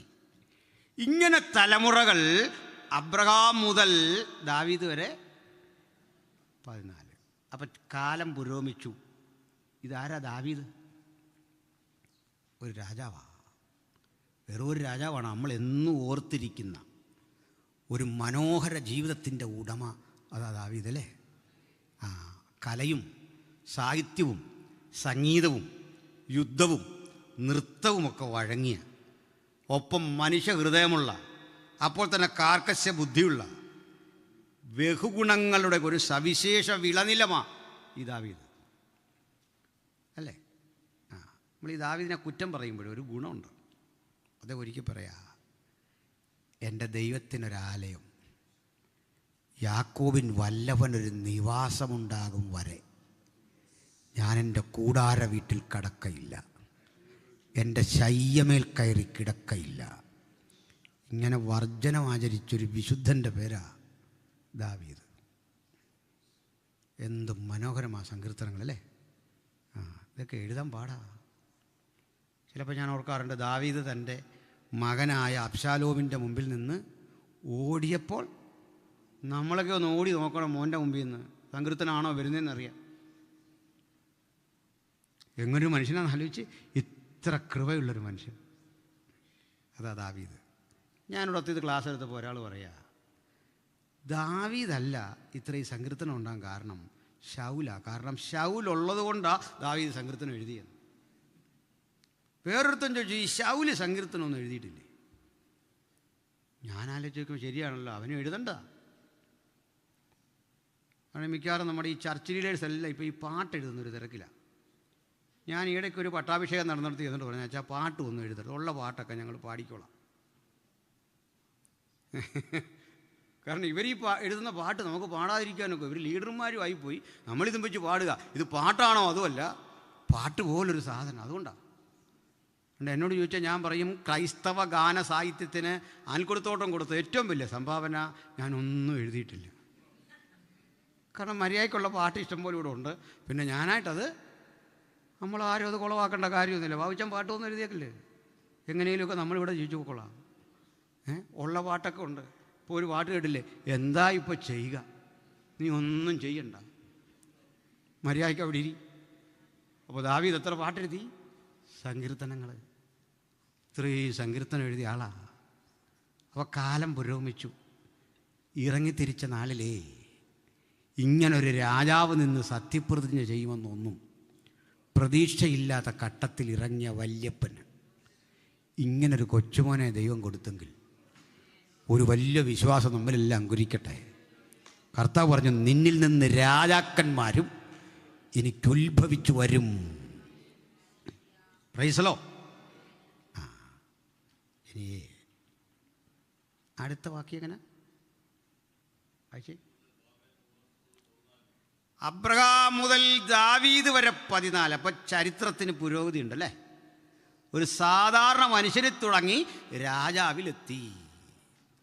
പിന്നെ അവിടുന്ന് ഇപ്പോൾ വായിച്ചതിൻ്റെ അർത്ഥം എന്താ? ഇപ്പോഴെന്താ നമ്മൾ വായിച്ച് നിർത്തിയെന്ന അർത്ഥം? അബ്രഹാം എവിടുന്നാ തുടങ്ങിയേ? ഊരിൽ നിന്ന്. ഊരെവിടെ? ബാബിലോൺ. ബാബിലോണിൽ നിന്ന് യാത്ര തിരിച്ചതിൻ്റെ 14-ാം തലമുറയിൽ ദാവീദ്. ദാവീദിൽ നിന്നൊരു 14-ാം തലമുറ നേരെ റിവേഴ്സ് ഓർഡറിൽ എവിടെ ചെന്നു? ബാബേലിൽ. അപകടം മനസ്സിലായോ? സംഗതി ഓടിയിട്ടോ? തിരിച്ചു ചെന്നു. അപ്പം ചരിത്രം താഴേക്ക് താഴേക്ക് അതപ്പതിച്ചു. ഇതാണ് ഈ വാക്യത്തിലെ അപകടം. 28 തലമുറയ്ക്കപ്പുറത്ത് അപ്പൻ 10 രാജാക്കന്മാരുടെ മീതെ ജയോത്സവം കൊണ്ടാടി പിടിച്ചെടുത്ത വിരുദ്, ജയം 28-ാം തലമുറയിലെ കൊച്ചുമക്കൾ നശിപ്പിച്ച അടിയറവ് പറഞ്ഞ് പഴയ തട്ടകത്തിൽ ചെന്നു വിട്ടു. അബ്രഹാം വിഗ്രഹാരാധനയുടെ മടിത്തട്ടായ നാനാർ എന്ന ചന്ദ്രദേവതയ്ക്ക് പ്രതിഷ്ഠിച്ച ഊർപ്പട്ടണം വിട്ട് ജയോത്സവത്തോട് ഇറങ്ങിത്തിരിച്ച് ദൈവശില്പിയായി നിർമ്മിച്ചതും അടിസ്ഥാനമുള്ളതുമായ നഗരത്തെ കൺപാർത്ത് യാത്ര തിരിച്ചു പോയ വഴിയിൽ ദാവീദ് എന്നൊരു രാജാവ്, അദ്ദേഹത്തിൻ്റെ മകനായ സോളമൻ മനോഹരമായ ദേവാലയം, അതിബൃഹത്തായ നിരവധി ദൈവിക പദ്ധതികൾ, ആ കൂടെ ദൈവജനത്തിന് വേണ്ട ആലോചനകൾ, മോശയിലൂടെ കിട്ടിയ ന്യായപ്രമാണം, ഇതെല്ലാം കൈപ്പറ്റിയൊരു ജനത തോറ്റു തുന്നം പാടി. ദേവാലയം നഷ്ടപ്പെട്ട്, പൗരോഹിത്യം നഷ്ടപ്പെട്ട്, ഏഹോദ് നശിച്ച്, ദേവാലയം തകർന്നടിഞ്ഞ്, പ്രമാണങ്ങൾ അന്യമായി, ബാബിലോണിൽ തിരിച്ചു ചെന്നു. ഇപ്പം മനസ്സിലായോ മർമ്മം? കാര്യം മനസ്സിലായല്ലോ. അപകടം.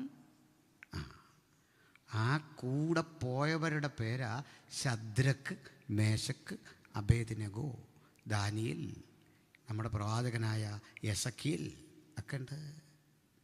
അവരവിടെ ചെന്നു. നമുക്ക് ഇനി എളുപ്പമാണ് ബാക്കി കാര്യം. ഞാൻ പറഞ്ഞു ഇന്നത്തെ ദിവസം ഈ ബാബിലോൺ മാത്രമാണ് നമ്മുടെ ചർച്ചയ്ക്ക് ആധാരം. ഇത്രയും ചരിത്രം ഏകദേശം ഒന്ന് മനസ്സിലായോ? അതിൻ്റെ ആ സ്ട്രക്ചർ മനസ്സിലായോ? ഇനിയുള്ള ഈ ഭാഗമൊക്കെ വായിച്ചാൽ കാര്യം മനസ്സിലാവും. എന്നാൽ ഇത് നെറ്റിലൂടെ കിട്ടുമെന്നാണ് എൻ്റെ പ്രതീക്ഷ. യൂട്യൂബിലൊക്കെ കാണും, നോക്കിയാൽ അനാശനം മനസ്സിലാവും. നമുക്കതൊന്ന് ഉപസംഹരിക്കാം. ഇനി പറയേണ്ടത്, ഇവിടെ വന്ന ഈ കുട്ടികളെ രാജാവ് തൻ്റെ ഇംഗിതത്തിന് വഴക്കിയെടുത്ത് തൻ്റെ രാജ്യസേവയ്ക്ക് ഉതകും വിധത്തിൽ അവൻ്റെ ലക്ഷ്യങ്ങളെ മുഴുവൻ മാറ്റിമറിച്ച് ബാബിലോന്യനാക്കി തീർക്കാൻ ശ്രമിച്ചു. പക്ഷേ ഈ മക്കൾ അപകടം തിരിച്ചറിഞ്ഞ് അതിനെ ചെറുത്തു. ദാനിയേൽ 1-ാം അധ്യായത്തിലേക്ക് കടക്കുമ്പോൾ അവരുടെ പേര് മാറ്റി. 2-ാം അധ്യായത്തിലേക്ക് കടക്കുമ്പോൾ അവരുടെ ഭക്ഷണ രീതി മാറ്റി. 3-ാം അധ്യായത്തിലേക്ക് കടക്കുമ്പോൾ ആരാധന രീതി മാറ്റി. ആദ്യത്തെ വോട്ടെന്ന് വെച്ചു. എന്താ വോട്ടെന്ന് നോക്കാൻ കാരണം? ഇപ്പോൾ പേരല്ലേ, എന്തേലും ഇട്ട് വിളിച്ചോട്ടെ എന്ന് വെച്ചു. നമുക്കെല്ലാം ഓരോ പേരുണ്ട്. അത് നമുക്ക് വിളിക്കാനുള്ളല്ലോ, അല്ലല്ലോ, മറ്റുള്ളവന് വിളിക്കാനുള്ളതല്ലേ. അപ്പോൾ എന്തേലും വിളിച്ചാൽ മതി, പോരെ? അത് കറക്റ്റ് പാലിക്കുന്നത് നമ്മുടെ സഹോദരിമാരാ. എന്തോന്നാ വിളിക്കുക? ശേ, ദേ, കേട്ടോ. അവർക്കത് കറക്റ്റ് അറിയാം. ഇപ്പം ഇന്നെ വിളിക്കണമെന്നില്ലല്ലോ, അല്ലേ? പോട്ടെ. പറഞ്ഞു വന്നത്, ഈ കുഞ്ഞുങ്ങളുടെ പേര് ഉച്ചരിക്കാനുള്ള പ്രയാസം കൊണ്ട് മാറ്റുക എന്നാണ് പറഞ്ഞത്. അപ്പോൾ അവരെ പറഞ്ഞിട്ട് കാര്യമില്ല. നമ്മുടെ സെമിനാറിലെങ്ങാണ്ട് പഠിക്കുന്ന 2 പിള്ളേർ, കോട്ടയത്താണോ എവിടെയാണെന്നറിയില്ല, നമ്മുടെ സെമിനാറിലെങ്ങാണ്ട് പഠിക്കുന്ന 2 നമ്മുടെ വടക്കിൻ്റെയിലെ എന്താ പറയുക, നോർത്ത് ഈസ്റ്റ് കുട്ടികൾ മെഡിക്കൽ കോളേജിലെങ്ങാണ്ട് മരുന്ന് മേടിക്കാൻ ചെന്നിട്ട് അവനോട് പേര് ചോദിച്ചപ്പോൾ ജിൻ ജാൻ ലിയോൻ എന്ന് പറഞ്ഞു. അങ്ങനെ അവരുടെ പേര്. കൗണ്ടറിലിരുന്നവൻ പറയുക രാജു എന്ന് എഴുതുമെന്നു. ഇവിടെ നേരമില്ല പോയി മരുന്ന് മേടിച്ചുകൊണ്ട് പോകാൻ. കാരണം ഈ പേര് വഴങ്ങത്തില്ല. അതുകൊണ്ടാ. പിടികിട്ടിയോ? കാര്യത്തിൻ്റെ ഗതിയോട് മനസ്സിലായോ? പിള്ളേരുടെ പേരെങ്ങനെ? ബിയാക്ക്, തുളുങ്ങ്, അങ്ങനെയൊക്കെ അല്ലേ ഒന്ന് പഠിക്കുന്ന നോർത്ത് ഈസ്റ്റ് പിള്ളേരുടെ പേര്. അത് ഇവിടെ നിന്ന് എഴുതിയാൽ തീരുകയില്ല. അപ്പോൾ ശദ്രക്ക്, മേശക്ക്, അബേദ്നെഗോ എന്നൊക്കെ പേര് മാറ്റിയിടാൻ കാരണം എന്താ? ഇവരേതെങ്കിലും പേരിട്ടാ? ദൈവങ്ങളുടെ പേരിട്ടു. അങ്ങനെയാ. അപ്പോൾ അവരത് പോട്ടെന്ന് വെച്ചു. 2-ാം അധ്യായത്തിൽ ഭക്ഷണം, ആര് പറഞ്ഞു ഭക്ഷണം വേണ്ട? ഭക്ഷണം വേണ്ടെന്നല്ല, ഈ ഭക്ഷണം വേണ്ട. 3-ാം അധ്യായത്തിൽ പറഞ്ഞു നമുക്കൊരു അഡ്ജസ്റ്റ്മെൻറ്റ്, ഒരു ആരാധന, അതും നിരസിച്ചു. ആട്ടെ, നമുക്ക് സന്തോഷമുണ്ടോ ഇങ്ങനെ? നമ്മളാണെങ്കിലും നിരസിക്കും. ഇതൊക്കെ നിരസിക്കും. എന്നാൽ ഞാൻ അവരനുഭവിച്ച ആ സുഖസൗകര്യങ്ങൾ ഒരു വാക്കിലൊന്ന് പറഞ്ഞിട്ട് ഇന്നത്തെ ക്ലോസ് ചെയ്യുക. എന്നിട്ട് തീരുമാനിക്കണം രാജാവ് കൊടുത്ത ഭക്ഷണം വേണോ വേണ്ട എന്നൊക്കെ നമുക്ക് എന്നിട്ട് തീരുമാനിക്കണം. എന്താ പറയുന്നു? കൊച്ചുമോളെ ശ്രദ്ധിക്കുന്നുണ്ടോ? ഭക്ഷണത്തിൻ്റെ കാര്യം അങ്കിൾ പറയുന്നത്. ഇവിടെ ഇങ്ങോട്ട് അവിടെ അവർ ഗംഭീര പരിപാടിയാണല്ലോ. ഇത് അവർ കഴിച്ച ഭക്ഷണത്തിൻ്റെ കണക്ക് പറയുക. നിങ്ങൾ ശ്രദ്ധിച്ചിരി. ഞാൻ ഇവരോട് ഇത് പറയാൻ കാരണം, നമ്മൾ ബൈബിൾ എത്ര പഠിച്ചാലും ഈ 5 അപ്പം കൊണ്ട് എത്ര പുരുഷന്മാർക്കാ? 5000 പുരുഷന്മാർക്ക്. സ്ത്രീകളുടെ കണക്കുണ്ടോ അവിടെ? എന്താ ഇല്ലാത്ത? ഇത്രേ ഉള്ളൂ. കണക്കില്ലാതാ ചിലപ്പോൾ സ്ത്രീകൾ കഴിക്കുന്നത്. അത് പിന്നെ ബൈബിളിൽ എഴുതി നിങ്ങളെ പരിഹസിക്കണ്ടല്ലോ എന്നോർത്ത്. അതൊക്കെ ഒരു ദൈവത്തിൻ്റെ കൃപയാണ്. അതാദ്യം മനസ്സിലാക്കുക. നമ്മൾ ഈ കൃപ എന്നൊക്കെ പറയുമ്പോഴേ അതൊക്കെ എഴുതി വെച്ച് പോയിരുന്നെങ്കിൽ ലേഡി സമാജം വല്ലതും നടക്കുമോ? പിന്നെ ഇല്ല. പോട്ടെ. രണ്ട് മക്കളും ഇങ്ങോട്ട് ശ്രദ്ധിക്കുക. അങ്ങളൊരു കഥ പറയുക, ശ്രദ്ധിക്കുക. അപ്പോഴേ ഈ ശദ്രക്ക്, മേശക്ക്, അബേദ്നെഗോമാർ അല്ലെങ്കിൽ മഹാനായ നെബൂഖദ്നേസർ ഇവരെ വേട്ടയാടിപ്പിടിച്ച് ഇവരുടെ ദേവാലയം കൊള്ളയടിച്ച് അതിനെ മുച്ചൂടും നശിപ്പിച്ച് കൈകാലുകളിൽ ചങ്ങല കെട്ടി ചാട്ട കൊണ്ടടിച്ച് ബാബിലോൺ എന്ന സ്ഥലത്ത് കൊണ്ടിടുമ്പോൾ ഇനി ഒരിക്കലും മടങ്ങിപ്പോയി വാഗ്ദത്ത ദേശം പുനർനിർമ്മിക്കാതിരിക്കാൻ എല്ലാ പദ്ധതികളും ചെയ്തു വച്ച് അവർക്കാകർഷണീയമായ സംവിധാനങ്ങൾ ഈ രാജ്യത്തൊരുക്കി. അത് ഞാൻ പറയാം. മഹാരാജാവായ നെബൂഖദ്നേസർ നാളുകൾക്ക് മുമ്പ് തനിക്കൊരു തലസ്ഥാന നഗരി പണി കഴിപ്പിച്ചു. ഈ തലസ്ഥാന നഗരിയുടെ നീളം 14.5 മൈൽ ആയിരുന്നു. അതിൻ്റെ വീതിയും 14.5 മൈലായിരുന്നു. 14.5 മൈൽ നീളത്തിൽ 14.5 മൈൽ വീതിയിൽ യൂഫ്രട്ടീസ് എന്ന മഹാനദിക്ക് അക്കരയും ഇക്കരയുമായി പണി കഴിപ്പിച്ച ഒരു മനോഹര പട്ടണം. ഇനി പറയുന്ന കണക്ക് ചിലപ്പോൾ അതിശയോക്തി വരാം, എങ്കിലും ഏതാണ്ടൊക്കെ ശരിയാണ്. ഈ 60 മൈൽ ചുറ്റളവിൽ 14 മൈൽ നീളം 14 മൈൽ നീളത്തിൽ വീതിയിൽ വരുന്ന ഈ നഗരത്തിന് ചുറ്റും 84 അടി കനത്തിൽ 100 അടി ഉയരം വരുന്ന പടുകുറ്റൻ കോട്ട കെട്ടി രാജാവ് ഉറപ്പിച്ചു. ഈ കോട്ടയ്ക്ക് മുകളിൽ കൂടി 2 വീതം കുതിരകളെ കെട്ടിയ 6 രഥങ്ങൾക്ക് സമാന്തരമായി സഞ്ചരിക്കാൻ കഴിയും വിധം ഹൈവേ പോലെ വിസ്തൃതി. ഇതിനകത്തേക്ക് കടക്കാൻ 100 വാതിലുകൾ. ഈ 100 വാതിൽ കൂടാതെ ഒരു പ്രധാന പ്രവേശന കവാടം, അത് താമ്രപാളികൾ നിരത്തി സ്ക്രൂ ചെയ്ത് ഇരുമ്പോടാമ്പൽ ചെലുത്തി സ്പ്രിങ് ഘടിപ്പിച്ച പ്രത്യേകതരം താമ്രവാതിൽ. ഈ താമ്രവാതിൽ എപ്പോഴും തുറക്കില്ല. ആണ്ടിൽ 4-5 തവണ മാത്രം. നിമ്രോദിൻ്റെ ഓർമ്മപ്പെരുന്നാളിൽ സെമിറാമീസുമായി ബന്ധപ്പെട്ട ആഘോഷങ്ങളിൽ, അങ്ങനെ ദേശീയ പ്രാധാന്യമുള്ള ഉത്സവ ദിനങ്ങളിൽ മാത്രം തുറക്കുന്ന വാതിൽ. ബാക്കി 100 വാതിലിൽ 99 അടഞ്ഞു കിടക്കും. ഇന്ന് തുറക്കുന്ന വാതിൽ നാളെ തുറക്കില്ല. സുരക്ഷ പരിഗണിച്ച് ഏത് വാതിൽ തുറക്കുമെന്ന് ഒരു നിശ്ചയം ആർക്കില്ല. ഇനി ഇതിന് മുകളിൽ കൂടി എപ്പോഴും ജാഗരൂകരായി സഞ്ചരിക്കുന്ന ബാബിലോന്യ പട്ടാളം, നിശ്ചിത ഇടങ്ങളിൽ കാവൽ ഗോപുരങ്ങൾ, സൈനിക മേധാവികളുടെ ഓഫീസുകൾ, ഇതര കാര്യാലയങ്ങൾ, മറ്റ് ആയുധപ്പുരകൾ, ധാന്യപ്പുരകളൊക്കെ ഇതിന് മുകളിൽ. ചുരുക്കി പറഞ്ഞാൽ നമുക്കിതിനകത്തേക്ക് കടക്കാൻ, വാതിലൂടെ കടക്കാനുള്ള വൈഷമ്യം മനസ്സിലായോ? പക്ഷേ ഇവിടെ വരെ വന്ന സ്ഥിതിക്ക് കടന്നല്ല പറ്റൂ. പേടിക്കേണ്ട, നമ്മളിതിനകത്ത് കടക്കും. അതിനൊറ്റ കാരണമേ ഉള്ളൂ, നമ്മൾ ദൈവമക്കളായതല്ല, നമ്മൾ മലയാളികളാണ്. കടക്കാതിരിക്കാൻ ഒക്കുമോ? ഒക്കില്ല. നമ്മളിതിനകത്ത് കടക്കും. എങ്ങനെ കിടക്കുന്നത്? ഇതിൽ തള്ളിപ്പിടിച്ച് മുകളിൽ കയറി കഴിഞ്ഞാൽ അകത്ത് മുതലക്കുളമാണ് ഭിത്തിയോട് ചേർന്ന്. അപ്പോൾ എന്തു ചെയ്യും? ഒറ്റ വഴി. ഈ താമ്രവാതിൽ തുറക്കുമ്പോൾ അകത്തേക്ക് കയറാം.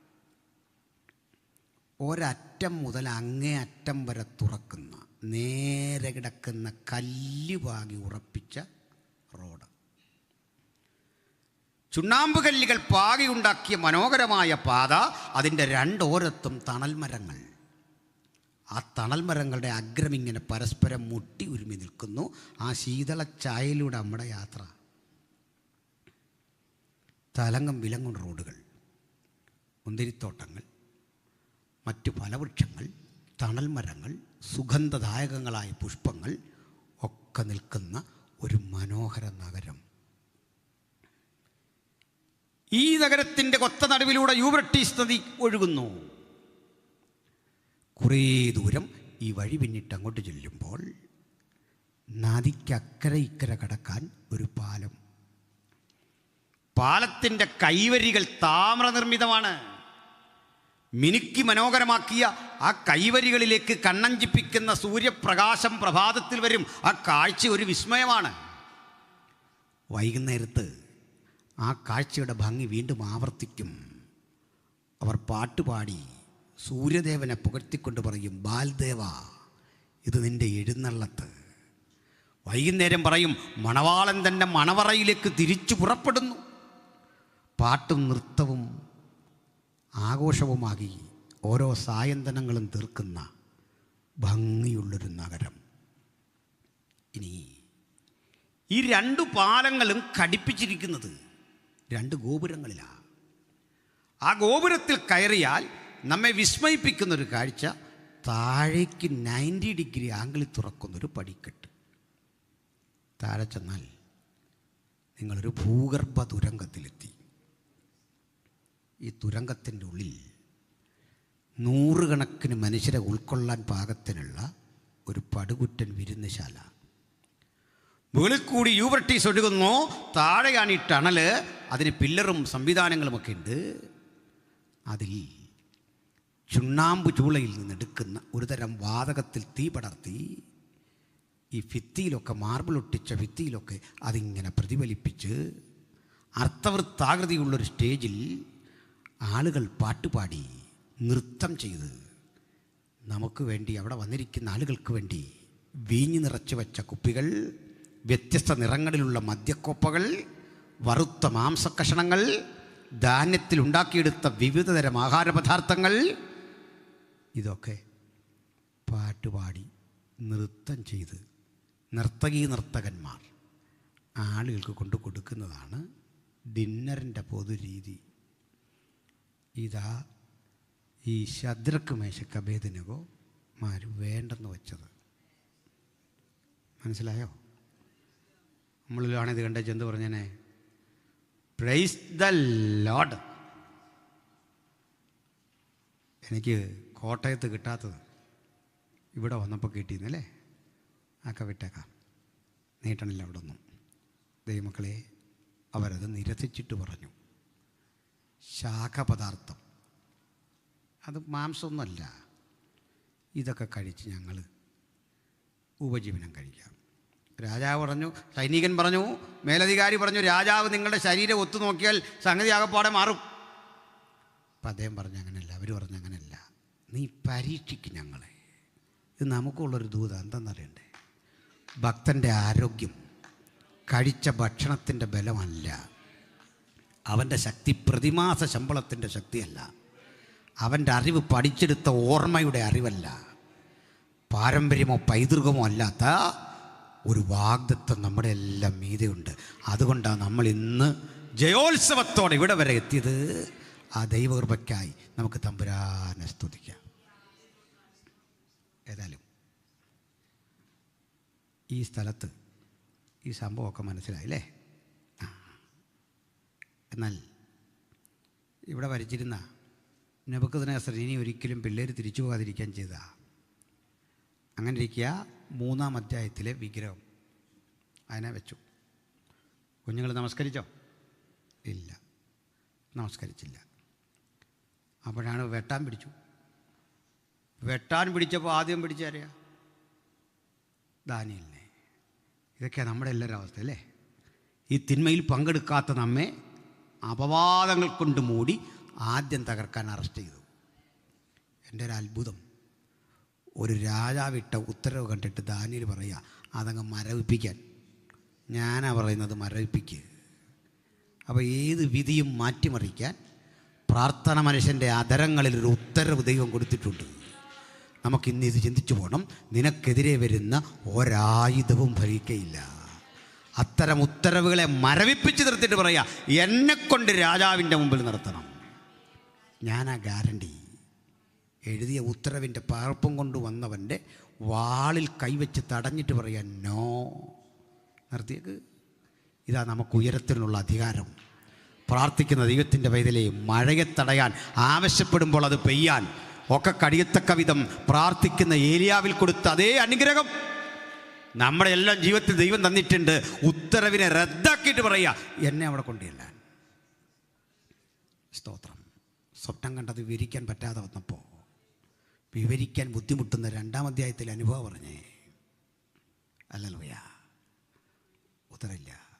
ഒടുവിൽ രാജാവ് കണ്ട സ്വപ്നം ദാനിയേൽ വിശദീകരിച്ചു. എന്നിട്ട് ഈ കൂടെ ഒന്നുകൂടി പറഞ്ഞു, ഇവരെ ആരെയും കൊല്ലണ്ട കേട്ടോ. ഒക്കെ പോട്ടെ. അങ്ങനെ കൊല്ലാതെ വിട്ടവൻ എന്ത് ചെയ്തെന്നറിയണ്ടേ? അടുത്ത അധ്യായത്തിൽ കൂടി നമ്മളെ കൊണ്ട് വിഗ്രഹാരാധനയ്ക്ക് പ്രേരിപ്പിച്ചെന്നു. കേട്ടോ, നമ്മൾ പ്രാർത്ഥിച്ച് രക്ഷപ്പെട്ടവനാ അവൻ എന്ത് ചെയ്യുക?